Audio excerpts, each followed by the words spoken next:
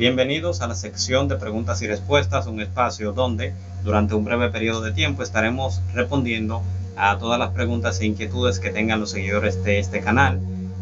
Hacemos un anuncio adicional y es que estamos a punto de comenzar ya con un seminario donde vamos a enseñar teología. Vamos a enseñar todo con respecto a la teología, a la filosofía de la religión, también apologética, cómo defender la fe desde la ciencia. Así que todos los que puedan participar se pueden inscribir, es gratis, no tienen que pagar nada. Nosotros no cobramos todo. O sea, todo el que tiene tiempo en este canal sabe que yo honestamente nunca he hecho referencia al dinero, aunque sí, realmente si quieren aportar algo, pues bueno, lo pueden aportar. Si se pueden suscribir al canal con una suscripción especial haciéndose miembro, pues también. Entonces, así que comencemos. Feriberto, ¿la clase de teología será inclinada con la bautista? No. A mí no me...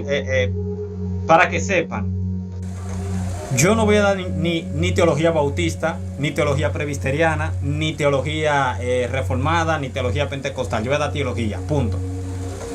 Vamos a estudiar los temas a profundidad y usted verá y va a juzgar por la Biblia, me va a hacer preguntas y demás. Yo no soy bautista. A mí me hicieron, yo sé, tú me preguntas, pues a mí me responden una pregunta, que con cuál denominación reformada yo me identifico, y yo dije que más con la bautista, porque no puedo ser presbiteriano, porque los presbiterianos bautizan niños y yo no creo en eso, ¿entiendes? Me dice Amor y Más, ¿qué se puede hacer para restaurar tu vida espiritual? Yo pasé por eso, hermano. Yo pasé por eso. Así como tú me ves, que las personas creen que yo estoy muy preparado y etcétera, y que por eso quizá uno no apostata de la fe. Yo apostaté de la fe un tiempo. O sea, yo no era cristiano un tiempo. Duré un año fuera de la iglesia por algo que me hicieron honestamente, y me airé mucho y me sentí muy dolido y me fui un año. En ese año yo te puedo decir que anduve en el mundo como una persona normal, común y corriente. No sentía la influencia del Espíritu Santo y demás, y llegó el momento en el cual yo me volví a reencontrar con Dios. Y para tú levantarte de ahí y empezar otra vez a temerle al pecado, es una batalla. ¿Qué tú tienes que hacer? Lo primero es orar. Lo segundo es que tú tienes que buscar un amigo que tú tengas, por ejemplo, si tú tienes un amigo de confianza, y que ese amigo te ayude a tú poder estudiar la Biblia con él, hablar de la Biblia con él, y que te ayude a orar. Entre dos es más fácil tú poder hacer eso. Entonces yo te recomiendo de todo corazón de que te vayas por esa línea. O sea, ora, saca una hora específica para tú leer la Biblia, léete los salmos. Los salmos ayudan mucho cuando nosotros estamos en ese decaimiento así.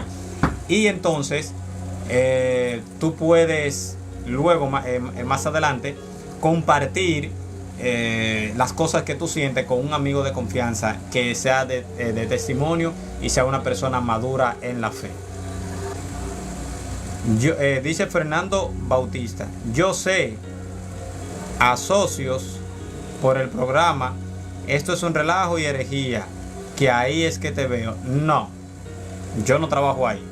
Yo fui un tiempo, fui a dejar en el relajo 3 veces a debatir, y luego entonces ellos me hicieron una propuesta donde me dijeron que yo iba a liderar un programa cristiano. Luego el programa realmente no fue así. El programa se fue como volcando en contra de la fe, y yo, como soy cristiano, evidentemente yo terminé yéndome, y luego que yo me fui lo cerraron porque yo era el que me encargaba de todo. Entonces no quise seguir con eso. Dice Damaris Ramos, las personas que tienen un accidente y caen en coma, se recupera un poco, pero luego se muere, ¿se salvó? Bueno, si no era cristiano, no se puede salvar. Si no era cristiano, no, porque él tuvo un accidente porque era una persona normal, y en un momento determinado, pues bueno, pues lamentablemente le sucedió eso que no deseo que a nadie le pase. Entonces, ¿qué se puede decir? Si era cristiano y le sucedió eso, pues se salvó. Si no era cristiano y le sucedió eso, se condenó. Recordemos siempre, la salvación es por gracia, no por obra. O sea, veo muchas personas que se romantizan mucho y quieren poner como condicionantes para ver si el cielo se hace más accesible para todos. Arrepiéntate de tu pecado, busca de Dios, cree en Cristo y serás salvo. Eso dice la Biblia. No pasa de ahí. Las otras situaciones donde, por ejemplo, una persona nace con alguna deficiencia mental, que no tiene sujeto de atribución de sus acciones, y etcétera, tú se la dejas a Dios. Tú no te metes en eso, dices, bueno, Dios tendrá misericordia de él, o como criatura de él, Dios sabe dónde ponerlo. Los niños que mueren al nacer, bueno, la Biblia no enseña eso. Usted simplemente le dice, bueno, que Dios se encargue de eso y que el Señor, conforme a su misericordia y gracia, haga lo que Él entienda. Los niños que lo abortaron, perdóneme Dios, usted tiene que, o sea, eso, usted simplemente deja que Dios se encargue de eso.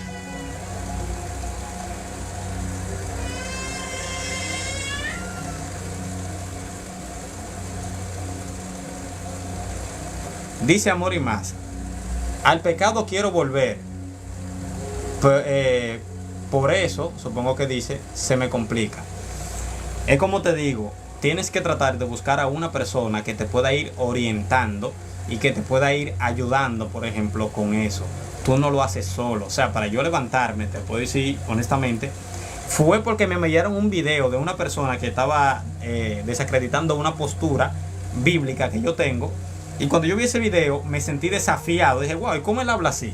Y entonces me puse a estudiar para contrarrestar lo que me mandaron. Y recuerdo que cuando comencé a estudiar me volvió como esa hambre, ese ímpetu. Y dije, voy a volver a la iglesia otra vez. Claro que es difícil, pero yo empecé a hablar con amigos, con un amigo de confianza. Empecé a tratar con él, le conté mi situación, me mantuve en chat con él y así, al paso se vence.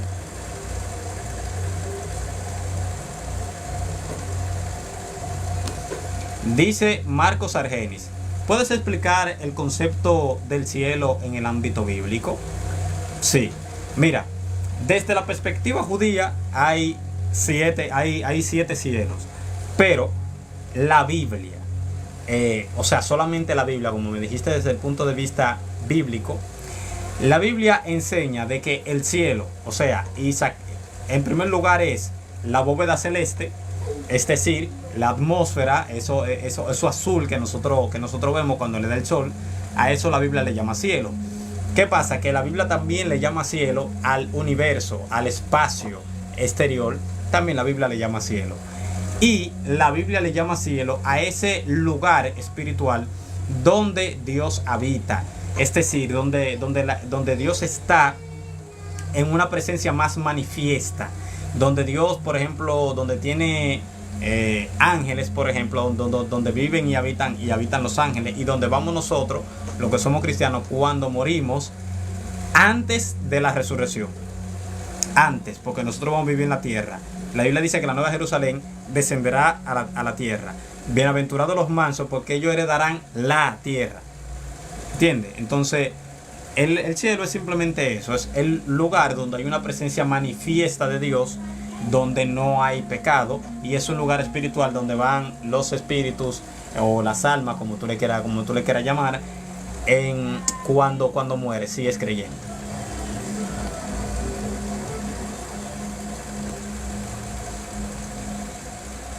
Dice Radiel Cedeño, yo sé que no es por obra, pero la fe sin obra es muerta. Sí, eso todos lo sabemos. Hay algo. Tú haces obra, es porque tú eres salvo. Tú no haces obra para salvarte. La Biblia dice claro en Efesios 2, que ahí aclara eso totalmente. Dice, por gracia soy salvo, por medio de la fe. Y esto puede ser, ahí se refiere o a la salvación o a la fe, cualquiera de las dos porque es neutro. Y esto no es de vosotros, es don de Dios, no por obras para que nadie se gloríe, porque somos hechura suya, creados en Cristo Jesús para buenas obras, las cuales que nosotros hacemos, no, Dios preparó de antemano para que anduviésemos en ella. Es decir, hay un camino trazado donde ya el que es cristiano, salvo por gracia, va a ir transitando y va a ir dando los frutos que lleva ese camino, va a ir haciendo la obra que ese camino exige. Entonces las obras que tú haces no es para salvarte, las obras que tú haces es porque tú eres salvo, que es totalmente diferente. No es lo mismo decir que tú te salvas, por ejemplo, por obra, a decir que tú te salvas para obra.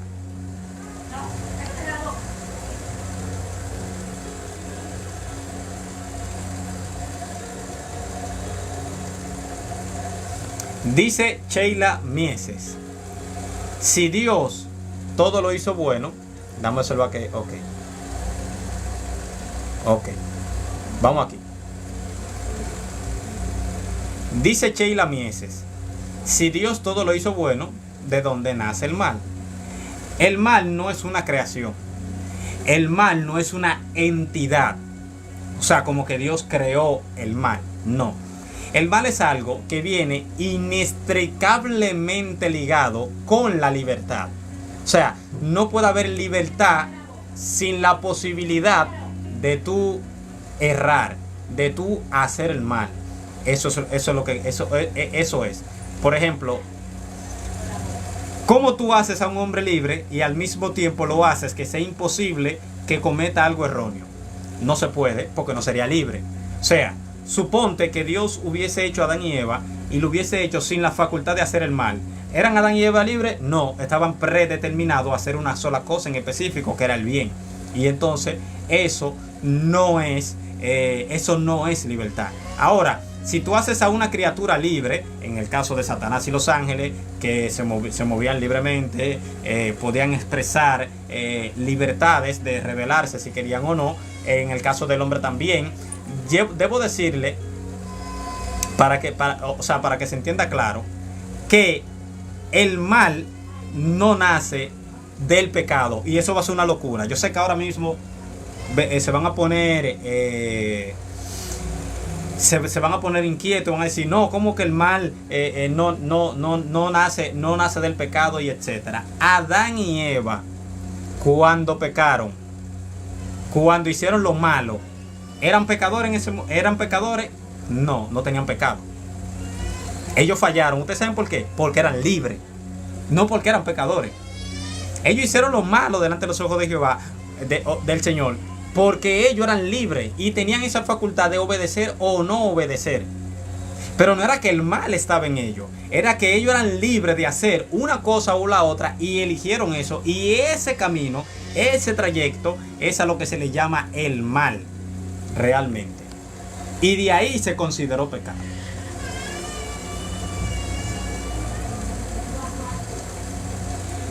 Dice Damaris Ramos: ¿sabes?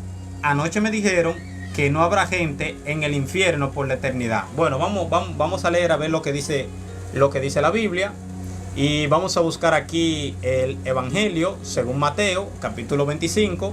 Y vamos a leerlo, por ejemplo, en el juicio de las naciones.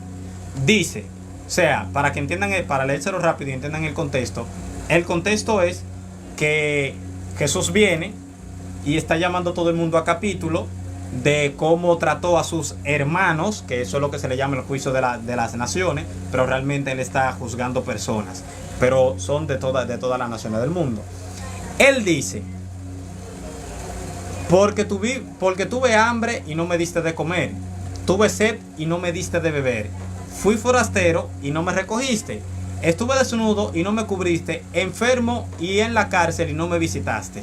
Dice: entonces también ellos respondieron: Señor, ¿cuándo te hemos visto hambriento, sediento, forastero, desnudo, enfermo o en la cárcel y no te servimos? Entonces él le responderá diciendo: de cierto os digo, que en cuanto no hiciste esto a uno de los más pequeños, tampoco a mí lo hiciste. Escucha: e irán estos al castigo eterno y los justos a la vida eterna. Quiere decir que la misma cantidad de vida que va a tener la persona que se salva en el nuevo cielo y la nueva tierra es la misma cantidad de vida en condenación que va a vivir la persona que se pierde. Dice el texto, dice: e irán esto al castigo que eterno y los justos a que a la vida eterna. Es un paralelo. Eso es lo que se llama en la literatura, eso es lo que se llama un paralelismo antitético.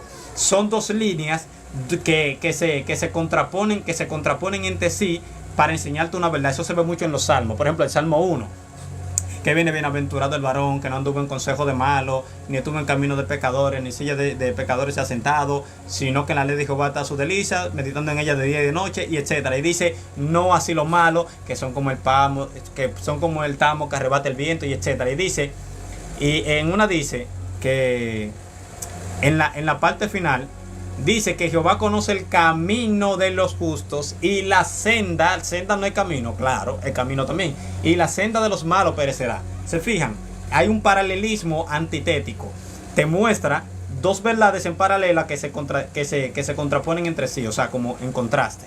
Eso se ve mucho en la literatura de sabiduría de las escrituras.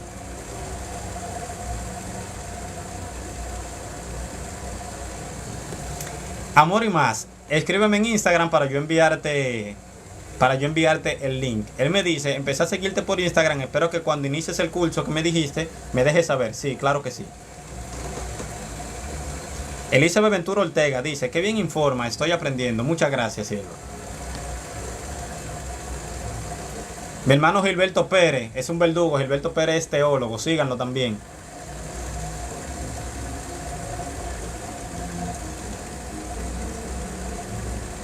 Gilberto Pérez, estoy totalmente de acuerdo contigo. Así mismo es. Así mismo es. Dice, hola, aquí como siempre. ¿Me podrías explicar 1 Corintios 5, especialmente el 5:6? Eso ahí está hablando de... Yo me lo sé el pasaje, pero te lo voy a leer para la audiencia que no conoce el pasaje directamente. Dice 1 Corintios, vamos desde el capítulo 5. Le aclaro desde ahora, lo que dice 1 Corintios 5 no es apto para todo el mundo. O sea, si usted quiere, bájese del like, deje que yo lo lea y entonces usted vuelve ahorita, que me lo preguntaron. Bájese del like, se lo estoy diciendo ahora para que no diga falso, porque lo que dice ahí va en contra de lo que ustedes le enseñaron. Bueno, yo lo voy a leer aquí en la Biblia mejor, para que no crean que es una mala traducción. Ok, miren. La Biblia Reina Valera, la que usamos todito. Vamos a leer 1 Corintios, capítulo 5. Ella me dijo especialmente el versículo 6, pero no tiene sentido el versículo 6 sin los versículos anteriores, porque yo sé de qué está hablando. Dice aquí, 1 Corintios, capítulo 5 dice, encima dice, un caso de inmoralidad juzgado. Dice aquí, de cierto se oye que hay entre vosotros fornicación, o sea, en la iglesia de Corinto, y tal fornicación que ni aún se nombra entre los gentiles, es decir, están haciendo algo, fornicando ahí dentro de esa iglesia, a tal punto de que ni siquiera afuera en el mundo se escucha una cosa tan horrenda como esa. Es lo que está diciendo Pablo.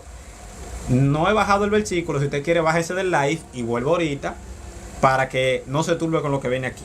Dice, tanto que alguno tiene la mujer de su padre. O sea, hay una persona dentro que tiene la mujer de su padre y está fornicando con ella. Y dice, y vosotros estáis envanecidos. ¿No debería más bien haberos lamentado para que fuese quitado de vosotros el que cometió tal acción? O sea, ustedes se están polarizando, que uno es de Pedro, que uno es de Pablo, que uno tiene dones, que uno no tiene, que uno habla en lengua, que otro no habla en lengua. Sin embargo, ustedes tienen una persona viviendo con la mujer de su padre dentro de la iglesia y ustedes no lo votan. O sea, ¿qué diablo ustedes están haciendo? Eso es lo que Pablo le está diciendo en dominicano. Dice aquí, ciertamente yo, como ausente en cuerpo, porque él no estaba ahí, él mandó una carta, dice, pero presente en espíritu, es decir, en lo que se va a ordenar ahora tiene mi aprobación apostólica. Dice, ya como presente, o sea, ya con mi aprobación apostólica, que mi espíritu, mi voluntad de lo que se puede hacer en ese caso, ya está ahí. Dice, he juzgado al que tal cosa ha hecho. Dice aquí, en el nombre de nuestro Señor Jesucristo, reunidos vosotros y mi espíritu, con el poder de nuestro Señor Jesucristo, el tal, o sea, el que está viviendo con la mujer de su padre, dice, sea entregado a Satanás para destrucción de la carne, a fin de que el espíritu sea salvo en el día del Señor. Me detengo. Escuchen otra vez. El tal, ¿verdad? El que está fornicando con la mujer de su padre, se ha entregado a Satanás. ¿Para qué? ¿Para que se pierda en el infierno? No. Oye lo que dice Pablo. Para destrucción de la carne, o sea, muerte física solamente. Dice, a fin. Esa palabra fin quiere decir con el propósito de. Por ejemplo, yo hice este live a fin de responder preguntas que me haga la audiencia. El propósito de yo hacer el live, ¿cuál es? Responder las preguntas. Entonces aquí, a fin de que el espíritu sea salvo en el día del Señor. Ese hombre fornicó con la mujer de su padre. Lo van a entregar a Satanás. O sea, quiere decir, Dios le va a retirar la gracia porque cometió pecado de muerte. Entonces, a él le va a caer un juicio directamente. Le van a quitar la vida. Eso la Biblia lo enseña. Y si quieren yo se lo puedo mostrar en más pasajes, que son un solo versículo. Hay como 20 versículos que hablan de eso. Dice, o sea, Dios le retira su protección porque cometió el pecado de muerte, que vitupera el testimonio de la iglesia. Y entonces Dios le retira la vida, pero se lo lleva. Es el pecado de muerte. Dice aquí el versículo que nos atañe. Dice, no es buena vuestra jactancia. ¿No sabéis que un poco de levadura leuda toda la masa? Es sencillo. Lo que ustedes están haciendo yo no lo entiendo. Ustedes tienen una persona fornicando con la mujer de su padre ahí, y ustedes en vez, lo que están exhibiendo dones y demás, en lugar de ustedes juzgar a ese hombre que está haciendo esa acción. Entonces, ustedes lo que deberían de hacer con la aprobación apostólica en el nombre de nuestro Señor Jesucristo es entregarlo a Satanás. Expúlsalo de la iglesia. Dios le retira la protección. Cae en pecado. Muere, ¿verdad? En lazo del diablo. Eso lo dice el texto. Lo leyeron, ¿verdad? Búsquenlo, por favor. Él muere. Dice a fin de que el espíritu sea salvo en el día del Señor. O sea, la razón por la que Dios hace eso es que Dios le retira la vida. Es el pecado de muerte que Juan dice, por el cual yo no pido que se ore. ¿Podemos tener misericordia? Sí. ¿Con el que está vituperando el testimonio de la iglesia me da la ganariamente? No. La Biblia dice que no. Ahí es donde se va el pecado voluntario o el involuntario, que la Biblia enseña. Entonces cuando dice, no es buena vuestra jactancia. ¿Por qué? Porque ustedes, presumiendo de dones y todo lo demás, se están dejando que un hombre viva con la mujer de su padre. Y dice, ¿no sabéis que un poco de levadura leuda toda la masa? Es decir, un poco de levadura con un chinchín, por ejemplo, con un poco de fornicación y de inmoralidad que ustedes estén aceptando, la iglesia, eso luego va a ir creciendo dentro de la iglesia a tal punto de que ya van a estar la iglesia entera corrompida en pecado. Es lo que está diciendo ese versículo. Fíjense, miren, fíjense lo mismo que yo dije. Mira, una persona que se llama Abi Ismael me está diciendo que la Biblia no enseña eso. ¿De dónde yo leí eso? Yo lo leí en la Biblia. ¿Por qué lo leí? Porque una persona me dijo que lo leyera. ¿Qué yo le advertí antes de? Le dije, no se metan, sálganse del live, déjenme hablar lo que yo iba a hablar sobre eso que me preguntaron, que está sumamente claro. Y entonces vuelva cuando yo termine. Para eso mismo, para que usted no se turbe. Léalo usted 1 Corintios 5, que fue lo que me preguntaron. Que yo no metí ese tema porque son cosas que yo evito enseñar, porque no todo el mundo está preparado para eso.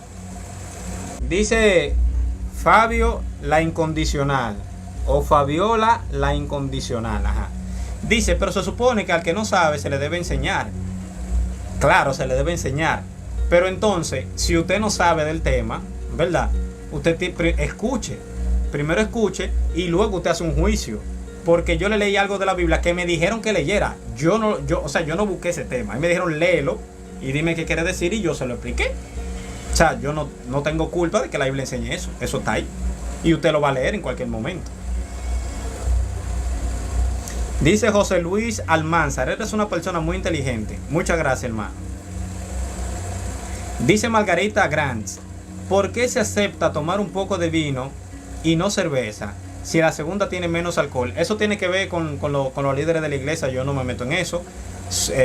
Cada quien, por ejemplo, enseña conforme entienda, y usted es el que tiene la potestad de decir yo creo esto o no lo creo, la Biblia lo enseña o no lo enseña.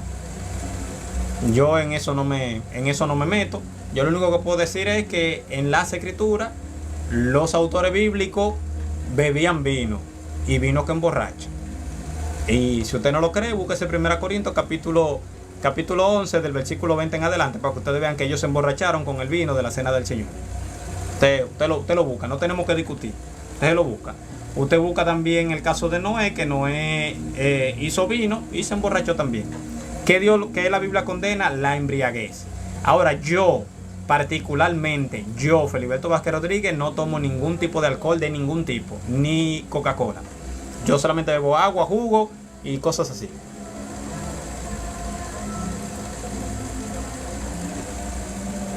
Dice José Iván Corporal: buenas, Moisés abrió el mar literalmente. Tú hiciste esa pregunta el otro día y una persona te respondió: no fue Moisés que abrió el mar, fue Dios que abrió el mar. ¿Qué pasa entonces? Que hay estudios científicos incluso, yo te lo puedo mandar al privado para que tú lo leas, de que te enseñan de que un fuerte viento, ahora mismo no tengo la longitud porque la pregunta que tú me hiciste es compleja. Yo voy a tener dentro de poco que hacer un video explicando eso detalladamente, por el hecho de que para una pregunta así de rápido no tengo como todos los cálculos y no me gustaría hablar sin saber. Pero sí está demostrado de que el mal se puede, ojo, hay que identificar qué lado del mal, qué región fue que se abrió en el momento de Moisés. Porque no es como la gente piensa, esos 300 qué sé yo cuántos kilómetros. Claramente que no. Pero sí hay una parte donde se ha estudiado y se dice que aquí es posible. Recordemos que nosotros no tenemos video de las historias. Nosotros lo que hacemos es leemos los textos antiguos, tanto de la historia secular como de la historia bíblica, y entonces vemos cómo se puede reconstruir el pasado. Entonces sí se puede abrir el mar con un fuerte viento, así mismo como dice la Biblia que Dios hizo pasar un fuerte viento. Recuerden que, repito nuevamente, que no se trata de los 300 y pico de kilómetros del mar, como ustedes quieren poner. ¿Cuál es el pecado voluntario? Mira, Damari. El pecado voluntario es el pecado que tú cometes medalaganariamente. En Números, capítulo 15, hay un pasaje, o sea, en Números capítulo 15 se trata eso, de la ley del pecado voluntario y el involuntario. El pecado por error se le llama ahí pecado de hierro. ¿Por qué? Porque tú no lo hiciste voluntariamente. Es decir, tú no lo hiciste a sabiendas de que la Biblia lo prohíbe y tú lo haces por encima de lo que Dios dice. Sino que fue por ignorancia. Lo dice incluso el texto, dice por ignorancia. Entonces, por ese pecado, la Biblia dice, Dios dice que ofrecerás un ternero de un año y Dios te perdona el pecado. Ahora, cuando dice que tú cometes pecado en soberbia, y esa palabra ahí, soberbia, lo que quiere decir es con el puño para arriba ante Dios, diciendo como no me importa lo que tú digas, yo voy a hacer esto por encima de lo que dice tu palabra. Entonces Dios, a ese que comete el pecado de esa forma, Dios le dice a Moisés y a los levitas, no le reciban sacrificio. Ese se va. Es el mismo principio que Juan toma cuando dice, si ustedes ven a una persona cometiendo un pecado que no sea de muerte, es decir, peca en ignorancia o peca, por ejemplo, de una forma no en soberbia, aunque todo pecado es soberbia, pero ya entienden lo que quiero decir, ¿verdad?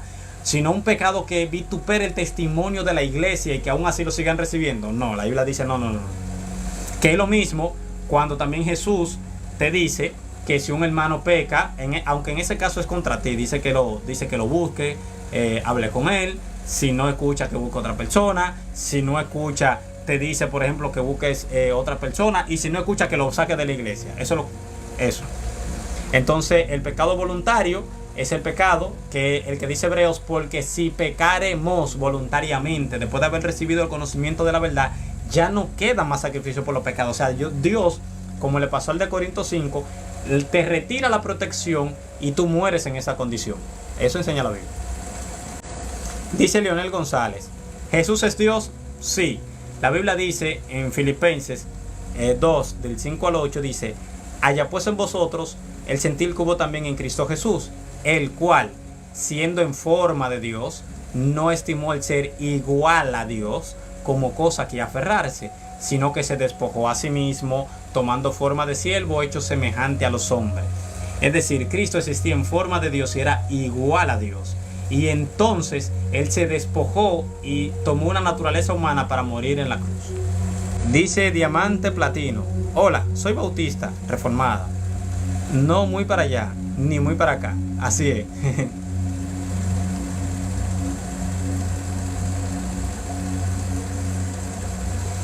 Pero puede interpretarse como una muerte espiritual de la carne para salvar el espíritu. No, es una muerte física, dice destrucción de la carne. O sea, es una muerte física.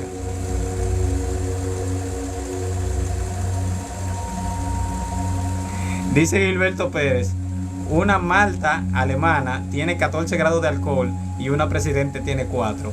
Juzguen ustedes. Y los vinos tienen 14 y 18 algunos. El tema de la cerveza para este lado del mundo no es pecado. Eso es lo que trae el consumo, exactamente.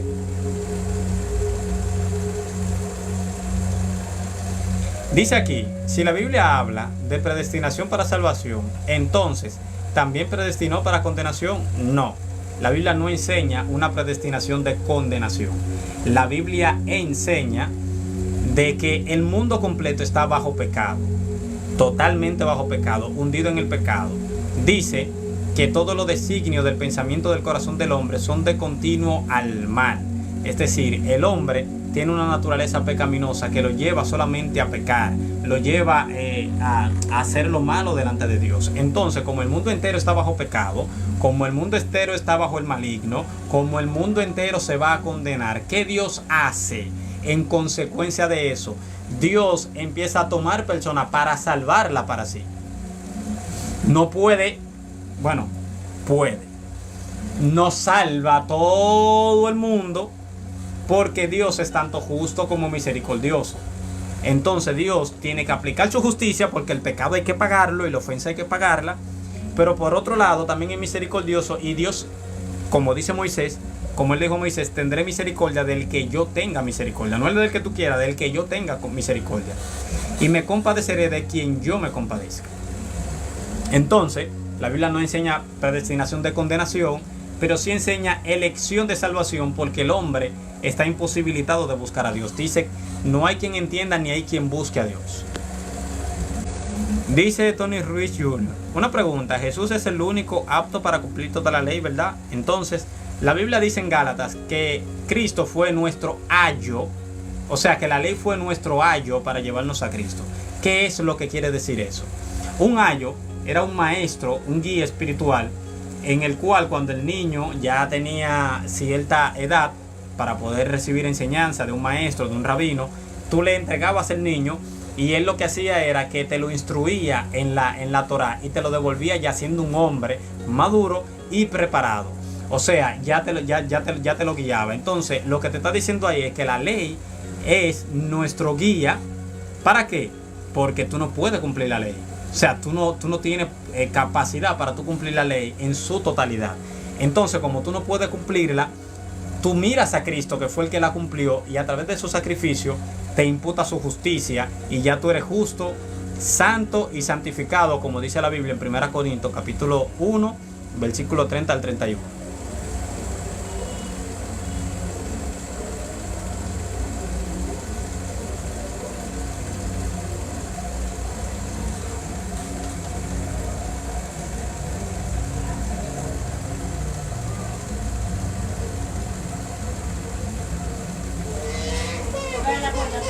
Dice Margarita Gran, ¿cuáles son entonces los pecados de muerte?